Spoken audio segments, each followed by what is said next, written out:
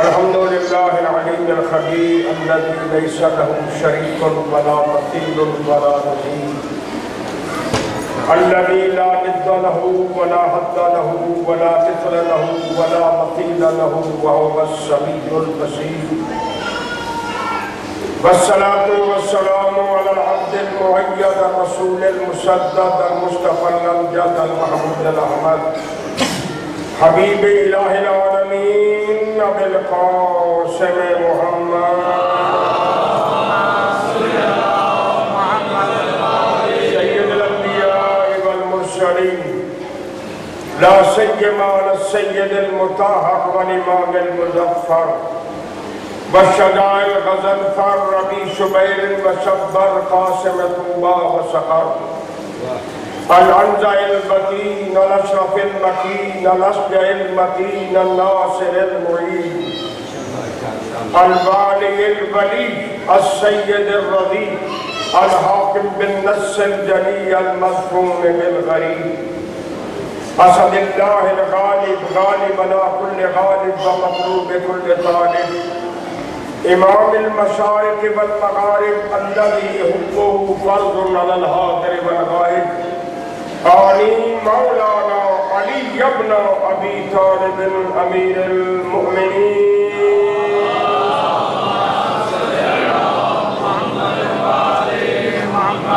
ولذا قولوا في دعائی ووسیلتی بینی و بین اللہ یا زیغم المہم یا ناصر النبی یا دافع النوائب یا قبت القبی یا فارق القطائب یا قاتل الغبی یا مصدر الغرائب یا عالم الخفی یا قاہر القدب یا عالی الولی یا مظہر العجائب یا مرتضی علی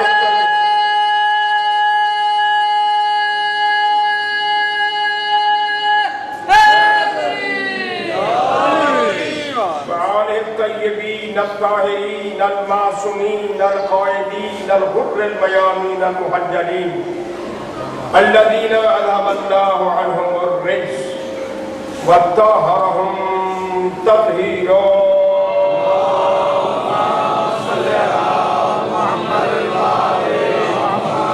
ولعنة الله على أعدائهم ملعونين من يوم عداوتهم إلى يوم الدين. رب اشرح لي صدري ويسر لي امري واحلل عقدة من لساني يفقهوا قولي. اما بعد فقد قال الله سبحانه وتعالى في كتابه الحميد وفرقانه المجيد وقوله الحق واصدق القائلين. بسم الله الرحمن الرحيم. وانه لقرآن كريم في كتاب مكنون لا يمسه إلا المطهرون.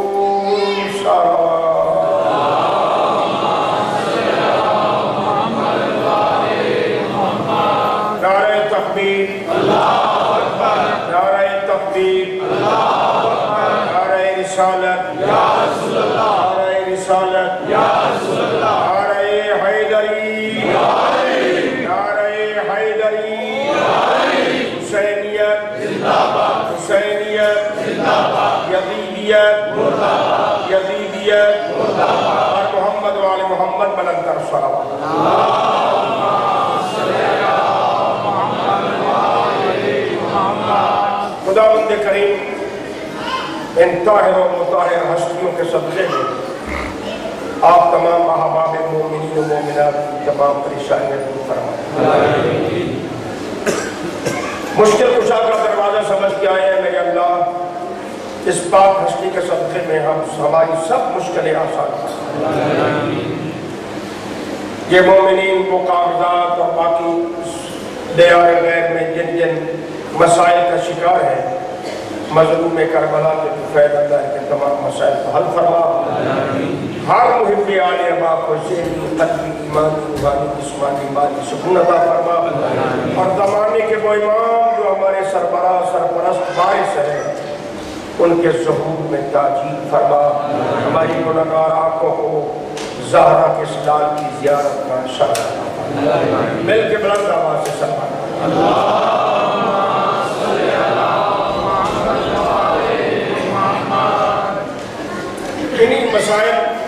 سے گزرنے کے یہاں تذکرہ کیا جاتا ہے، آپ روز کرتے ہیں، کچھ آباد کو روزگار کے مسائل ہیں، کچھ دوست کاغذات کے مسئلے میں اٹھے ہوئے ہیں، کچھ اپنے اعزاء و اقرباء کو بلانا چاہتے ہیں، حق ہے لیکن وہ قانونی تقاضوں کی بنیاد پر موجود آ نہیں سکتے۔ میں آپ کو مولا کائنات کا ایک نسخہ نہ بتا دوں، اس لیے کہ اس دروازے پر حیثیت نہیں دیکھی جاتی،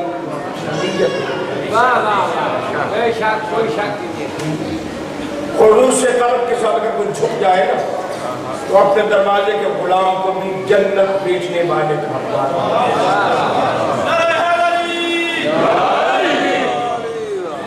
اللہ نے مشاکل شاہ رجب ساقی کو سے ارشاد فرماتے ہیں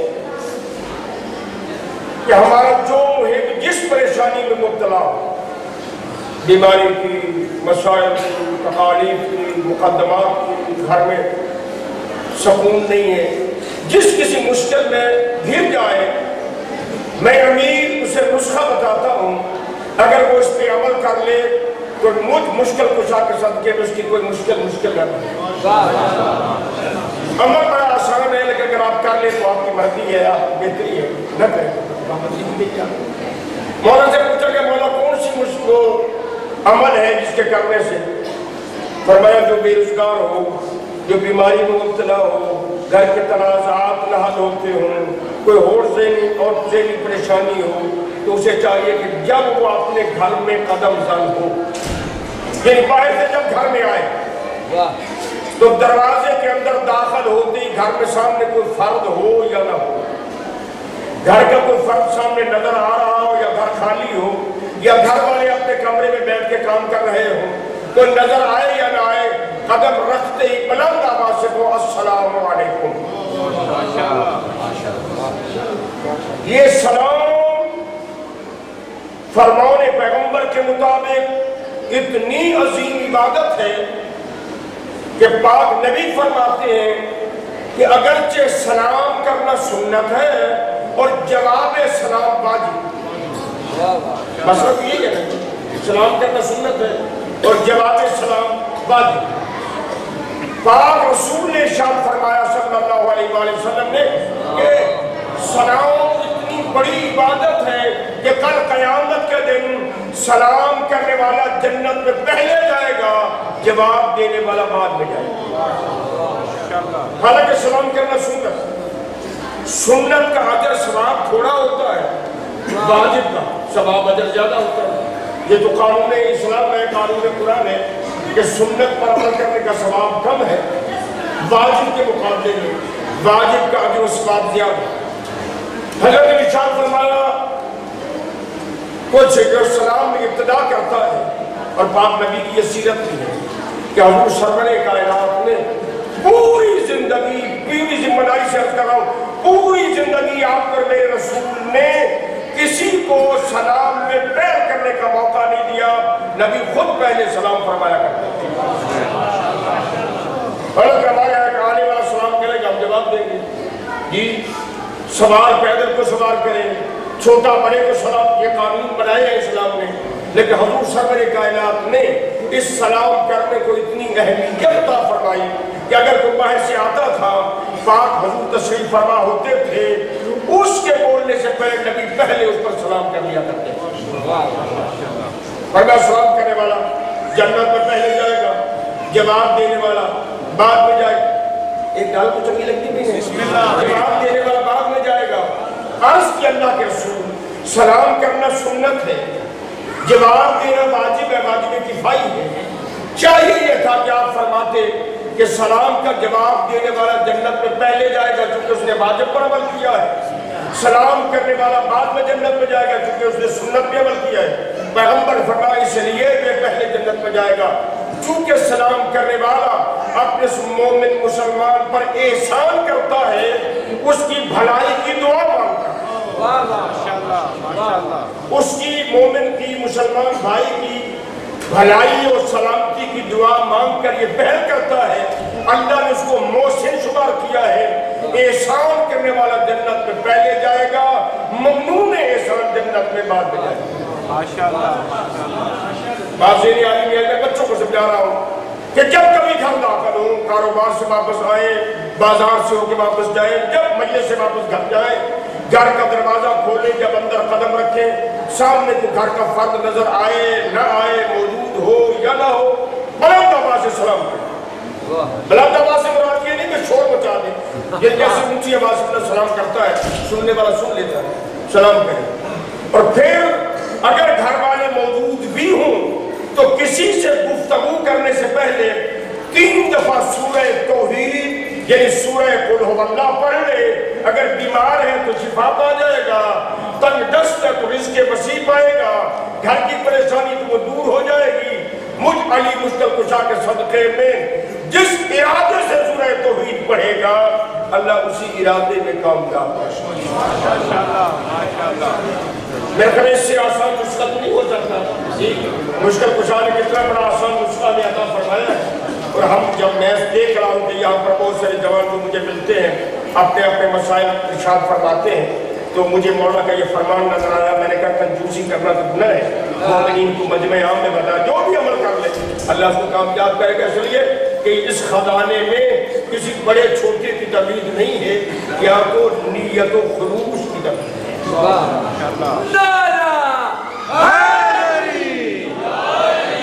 इस हदीस का अगला हिस्सा दर्ज कर दूं जो मेरे मौला ने नसीहत फरमाई। फरमाया याद रखो, जिंदगी में कभी 2 चीजें न भूलना। घर में हो, बाहर हो, काम में हो, दोस्तों में हो, अहबाब में हो, दुश्मन में हो, मेरे मासूम इमाम ने फरमाया 2 चीजें कभी न भूलना। एक खुदा को न कभी भूलना, एक मौत को कभी न भूलना। तो जो फरमाई, खुदा को कभी फरामोश न करना। कोई काम कर रहे हो खुदा ज़हन में रहे। जिस मालिक ने भेजा है, जिस मालिक की बारगाह में जाना है, उस अल्लाह को कभी फरामोश न करना। दूसरा, मौत को कभी फरामोश न करना कि कोई पता नहीं मौत किस मंजिल पर कैसे हाल में आ जाए। अगर खुदा और मौत याद रहेगी तो इंसान का दामन, उसका हाथ गुनाहों से बचा रहेगा, इताअत खुदा और इताअत शरीयत में गुजारेगा। फिर फरमाया 2 चीजें कभी याद न करना, कभी 2 चीजों को याद रख। एक अल्लाह याद रख सकता, खुदा को न भूलना, मौत को न भूलना। फिर मासूम ने इरशाद फरमाया 2 चीजें कभी याद रखना, भूल जाना। पहली बात, किसी पर एहसान करो, उसे याद न करना, भूल जाना। जिस पर एहसान करो, हम तो एहसान करते हैं ना कभी, तो कभी हम पर वक्त आ जाए तो हम अपने एहसान याद करवाते हैं, जितलाते हैं कि मैं वो तुझ पर ये एहसान किया था, तेरे साथ ये भला किया था। लोगों को बताते देखो ये मुझसे क्या शुरू कर रहा है, फला वक्त में मैंने इस पर ये एहसान किया, ये एहसान किया, ये एहसान किया। लेकिन आप तो मेरा इमाम हजरत तेरा खबरदार, इस किए हुए एहसान को कभी याद न रखना, भुला दो। माशाअल्लाह। अगली बात जरा इससे भी मुश्किल है, लेकिन चूंकि मौला का इरशाद है लिहाजा अर्ज करने पर मजबूर हूँ। इरशाद फरमाया, एक जिस पर एहसान करो उसे कभी याद न रखना। दूसरा, अगर तुम्हें कोई तुम्हें अज़ियत और तकलीफ पहुंचाए तो उसको कभी याद न रखना। दुनिया की गल में ना उठी हाजी साहब फरमाया बात चंगी है लेकिन है मुश्किल, ये बात सही है, लेकिन अगर अली माना है तो उसको ये बात याद भी रखनी पर चाहिए और मौला के फरमान पर अमल भी करना।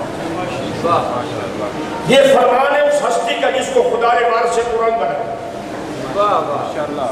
और कुरान अल्लाह की वो मुकद्दस किताब जिसके बारे में इसी बार से कुरान ने फरमाया, इज़ल तबसत अलैकुमुल फितन का किल लैलिल मुज़लिम